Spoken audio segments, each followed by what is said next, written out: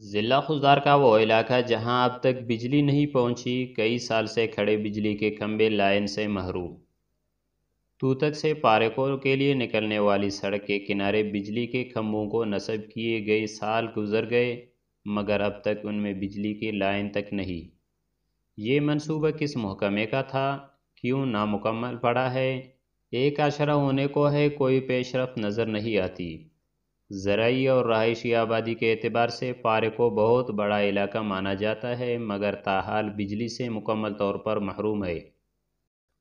مہنگائی کے باعث اب تیل کے ذرائع سے زرعی زمینوں کو آباد کرنا ناممکن حد تک پہنچ چکا ہے۔ مقامی آبادی کا کہنا ہے کہ ہر بار الیکشن کے موقع پر پارکوں کے بجلی کے مسئلے کو حل کرنے کے دعوے کر کے ہمیں سبز باغ دکھایا جاتا ہے اور ہمارے ساتھ بڑے بڑے دعوے کیے جاتے ہیں، بعد میں سب کچھ بھول دیا جاتا ہے۔ انہوں نے حکام بالا خاص طور پر نگران حکومت سے مطالبہ کر کے کہا ہے کہ بے قاعدگیوں کا نوٹس لے کر یہاں کے بجلی کے مسئلے کو حل کیا جائے۔ رپورٹ یحییٰ مردوئی، تشریح نیوز، خضدار۔ ہماری مزید اپڈیٹس حاصل کرنے کے لیے سبسکرائب کر لیں تشریح نیوز کا یوٹیوب چینل اور لائک کمنٹ کرنا نہ بھولیے، اور فیس بک ٹویٹر پر بھی ہمیں فالو کیجیے۔